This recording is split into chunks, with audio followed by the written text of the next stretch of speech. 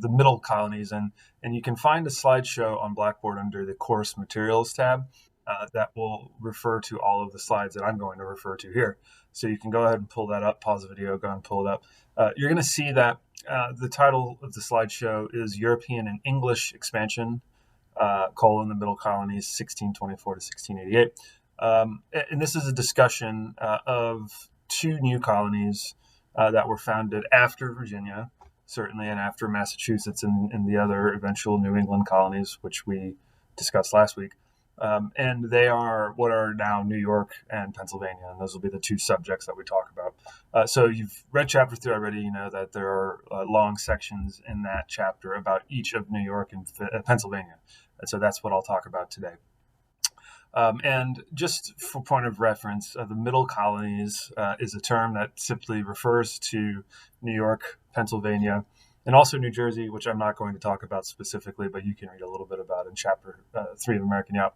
And middle colonies is a geographical designation, right? If you're familiar, of course, with the current geography of the United States, you know that the region of New England, which begins with Connecticut, Rhode Island, and Massachusetts, is to the north.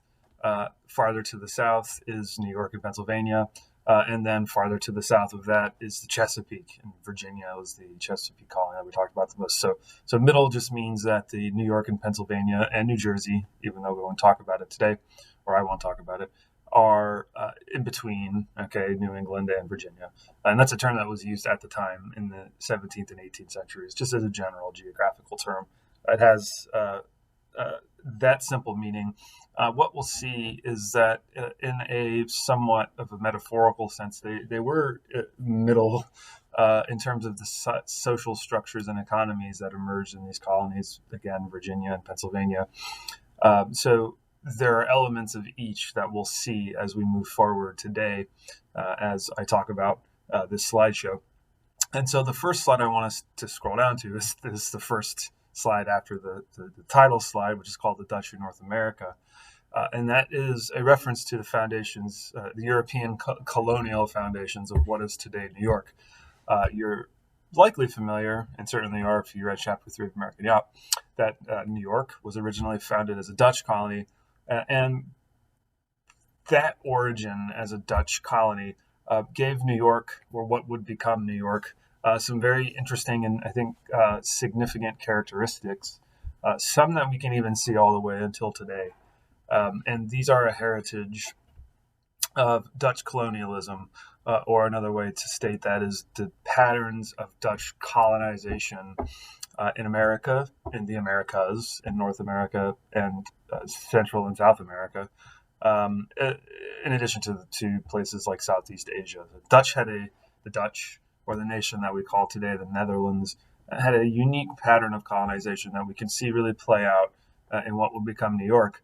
And the foundation for Dutch colonialism, as you can see on the first subpoint in the 17th century, the Dutch, again, what today we'd call the nation of the Netherlands, had developed by the middle of the 17th century I think it's fair to say that the pioneering capitalist and trade credit networks, capitalist trade and credit networks, to restate that, that led them to become, for what was a relatively small country, small in terms of its physical size, but also small in terms of its population, to become a world power.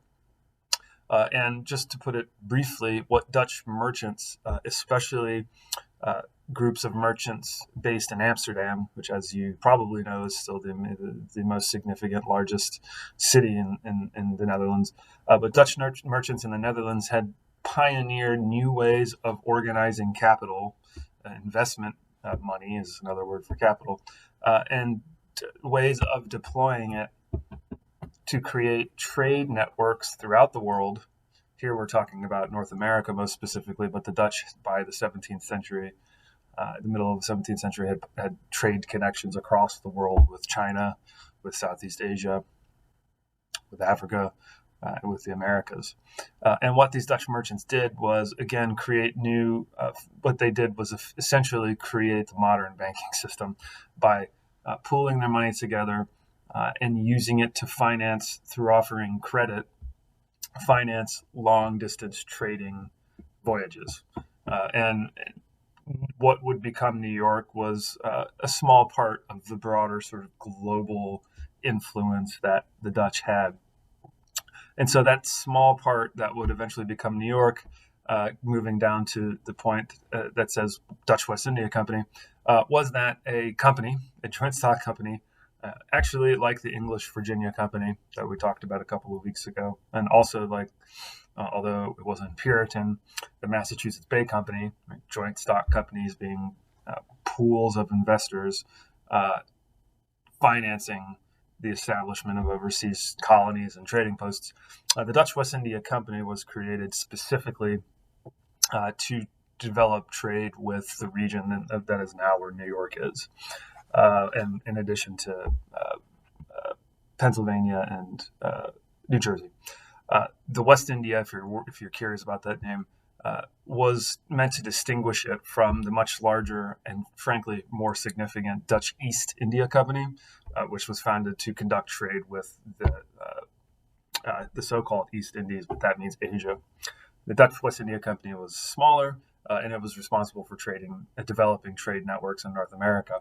And so as part of this initiative to develop trade networks, the Dutch West India Company established settlement at the bottom of Manhattan Island that they called New Amsterdam, and obviously a reference to the city of Amsterdam where these merchants were headquartered.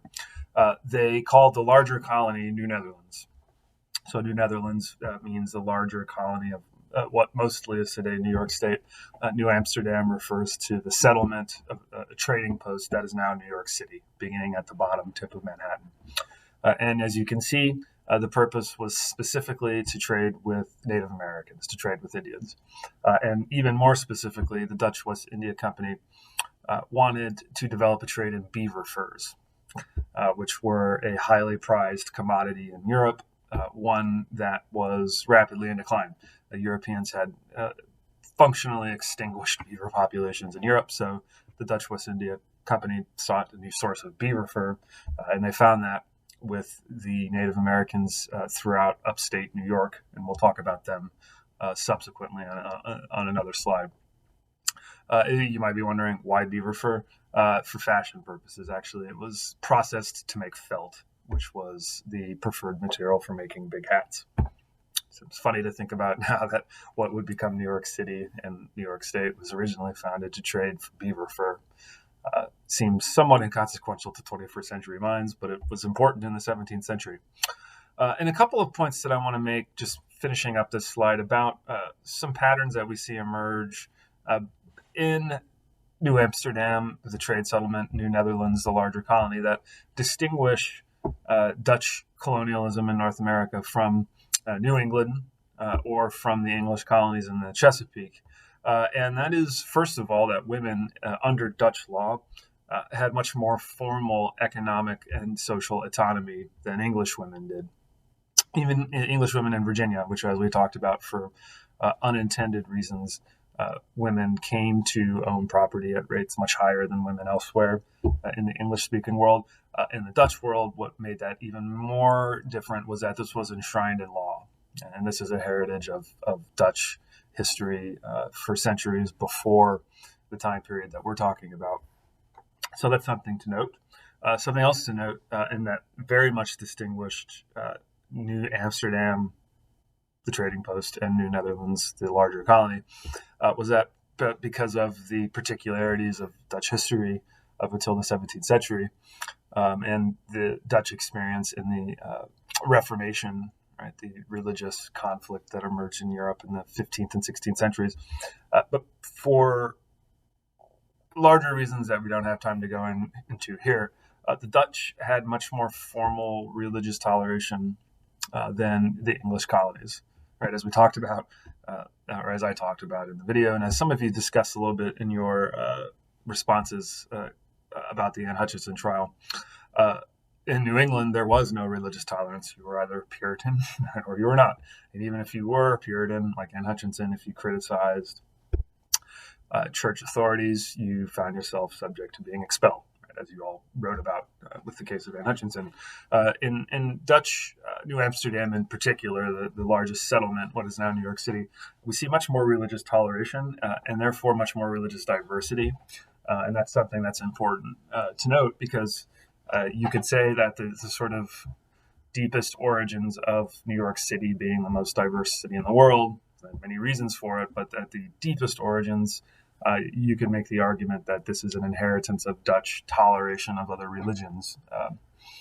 And to the point, actually, that just to take one example, it was not a coincidence that the first European Jews who ultimately settled in what would become the United States actually settled in New Amsterdam in 1637, because they were welcomed. They weren't Christian, of course, and formally the Netherlands and the colony of New Amsterdam was a Christian colony, but there was a religious toleration, a degree of religious toleration that you don't find elsewhere in certainly in the English colonies